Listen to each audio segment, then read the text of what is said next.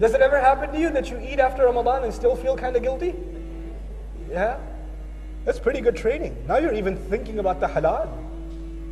And if you're even so cautious about the halal, then you must be super cautious about the what?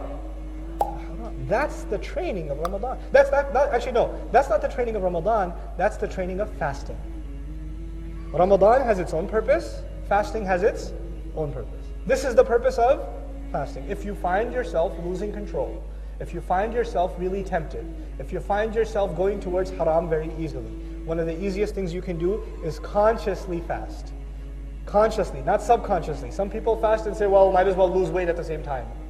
No. If you consciously fast, it will actually develop taqwa.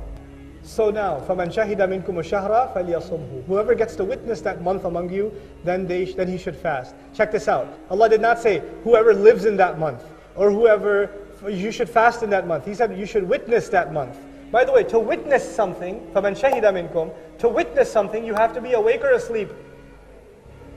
Wait, let me say that again. To witness something, you have to be what? Awake.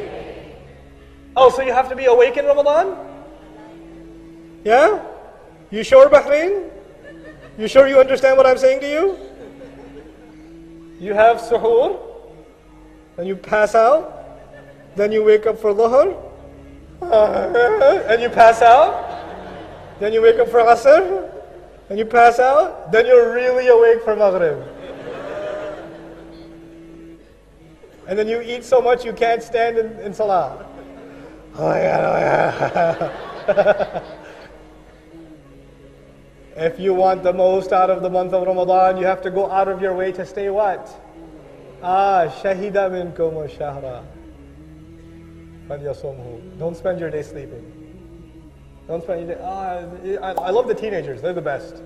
They pass out like they're dying, and then they wake up, is it time yet? No. So useless. God, do something with your life. Stay awake in Ramadan. Don't sleep too much. You can sleep the rest of your life. This is the month where all humanity is supposed to wake up. The Muslims should not be sleeping. The Muslims should be awake. Allah will give you energy.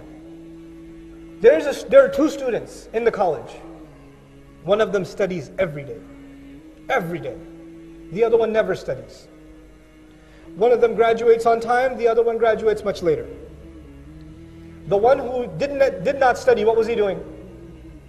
If he was not studying, what was he doing? Fooling around, sleeping, playing video games, sports, movies, whatever, right? And the guy who was studying was having the hardest time, wasn't he? He wants to watch a movie too. He wants to go play too. He wants to sleep too, but he's staying awake and he's studying. This one is going through difficulty and this one is going through what? Ease. But when the student who worked hard graduated, his life was a lot easier. And when the student who didn't put the work in, later in the same years, his life is what? A lot harder. There are two people. One of them exercises every day, eats right every day. Chocolate looks at him and he doesn't eat it. And then there's his brother who says, dummy, eat whatever you want. Exercise, come on man, who needs that? يُرِيدُ اللَّهُ بِكُمُ الْيُسْرَ. Doesn't exercise, yes? They're the same age. They're both 18 years old. And one of them takes care of himself, the other one does not take. By the way, is it easy to take care of yourself? No. It's a sacrifice, isn't it? It's pain and endurance, isn't it? Okay. One of them looks lean. The other one looks like a snake just swallowed a goat. One of them is going to have diabetes, high blood pressure, back problems, heart problems, yes or no? And the other one's going to be playing tennis. Isn't it? So he went through difficulty in the beginning, and as a result he enjoyed long-term ease, yes? Do you understand what I'm saying to you? Allah made Ramadan tougher because He wants your life to be what? Easier. Learn taqwa here so you can save yourself for 11 months. It'll be better for you. Because when you save yourself from haram, when you save yourself from sin, when you save yourself from forgetting Allah, then your life becomes easier. Allah opens more doors of rizq. Allah makes your health better. Allah makes your family better. Allah makes your relationships with your kids better. He even makes your wife nicer. I know, it's possible. Now Allah says, now the human being will be informed. What did he make a priority out of? And what did he put on the back burner? That's the translation I'll prefer here. بِمَا قَدَّمَ. What did he give priority to? What took taqdeem for him? What was priority number one? What took precedence? وَمَا أَخَّرَ. And what could wait? What were the things that you put on the back burner? The crime of the human being isn't necessarily that he doesn't do a good deed. The human being says, it can wait. I can do it later. The crime of the human being isn't necessarily that he doesn't leave sin. He says, I'll leave it later. Or, let me do what I want right now. I'll do that later. I have time. Taqdeem and ta'khir, not the grammar one. The one for life. Human beings will be thoroughly informed. What were your priorities? What did you put ahead?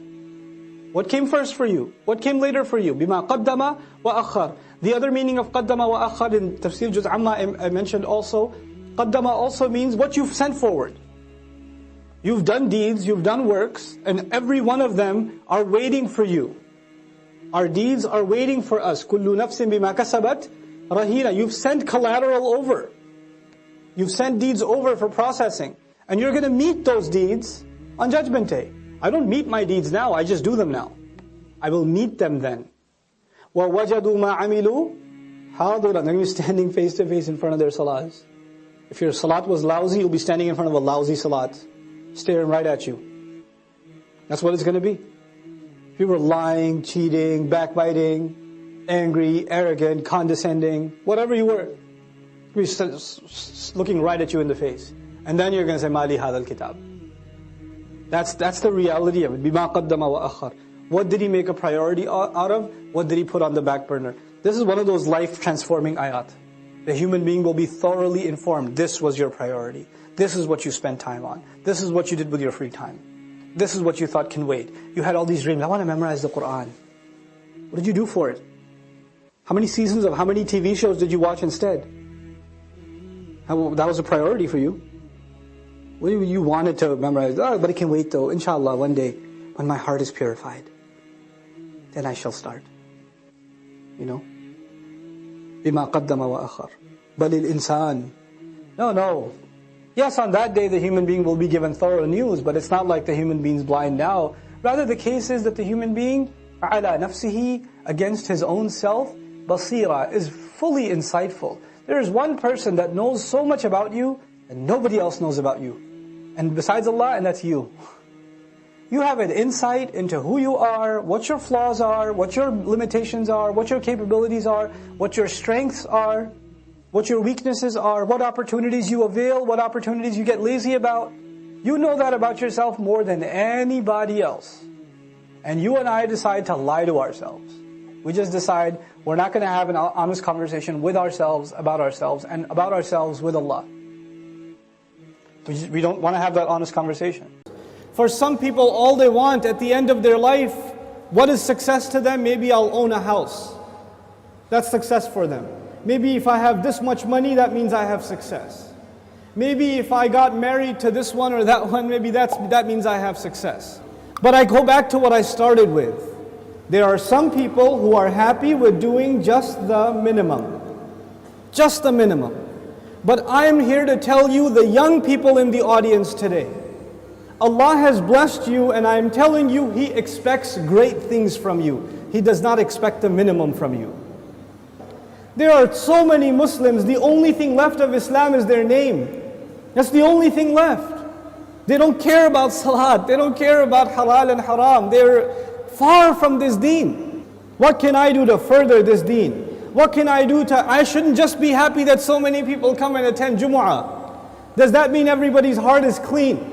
Does that mean that we don't need any more reminder? Is that what that means? Or are there evils in our society?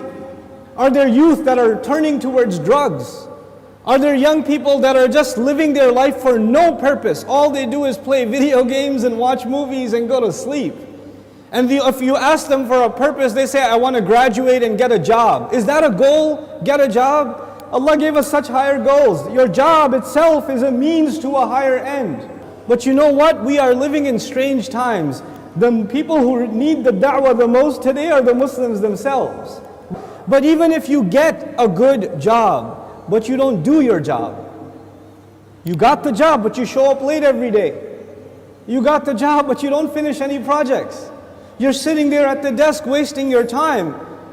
You're going to lose that job. Somebody else will come and do it for you. You will not keep that job even if you qualified. Qualifications are not enough. You have to do the work. Allah Azza wa Jal is giving all of us, He's already qualified us. We are people of La ilaha illallah. We are already qualified. But that doesn't mean we're doing the work. If we don't do the work, if we don't concern ourselves, if we don't care, then you know what's going to happen. إِن تَتَوَلَّوْا يَسْتَبْدِلْ قَوْمًا غَيْرَكُمْ ثُمَّ لَا يَكُونُوا أَمْثَالَكُمْ. You turn away and Allah will replace you with a nation other than yourselves, and they will not be like you. They will not be lazy like you. And those are when young Muslim people have real iman, when young Muslims have real strength in their belief, then they have the power to change the world. They have the power to make the world a better place. But when young Muslim people don't have real iman, they don't have real conviction, then they are a waste of space. They are a waste of society, a waste of a generation. The only thing in their life, the most important thing in their life is when is the next movie coming out. The most important thing is when is the next iPhone coming out. The next most important thing is, man, I wish I had that car. That's it. Your life doesn't go any further than that. My teacher used to say that Islam is similar to climbing a mountain. You know, when you're climbing a mountain, you throw a hook and you climb. If you throw a hook not very high, then you will only reach that much. You can't reach any further. If your goal is money, if your goal is a six-pack, if your goal is a car, if your goal is a promotion, if your goal is entertainment, if your goal is girls, whatever your goal is, then you're only going to get that, you won't get anything else. But if your goal is something higher, to serve something more than yourself, you don't live a selfish life, you want to live for the sake of Allah and for the benefit of others, that's how you want to live, then you will benefit yourself definitely, but you will be honored in the eyes of Allah because you set your goal much higher. Our deen in this beautiful ayah, Allah Azza wa Jal describes it, قُلْ هَذِهِ سَبِيلِي. This is my path. A sabil is a path. And you know what? Allah did not say in this ayah, قُلْ هَذَا دِينِي. This is my deen. Tell them this is my religion. This is my Islam. This is my truth. This is my book. He didn't describe it with any other language except this is my path. And all of you know a path is like a journey. So Islam itself is being described as a journey in this ayah. What does that mean? That means in any journey you have to make progress, right? So even if you take one step, you are more closer to your destination than the day before or the step before. Every single moment you are making progress in a journey. And in this ayah, Allah's Messenger says, sallallahu alaihi wasallam, this religion of mine and this religion of yours and ours, Islam, is a journey, which means I am supposed to do something more for this deen than I did yesterday. And I'm supposed to do more tomorrow and more tomorrow and more tomorrow. I'm supposed to go further.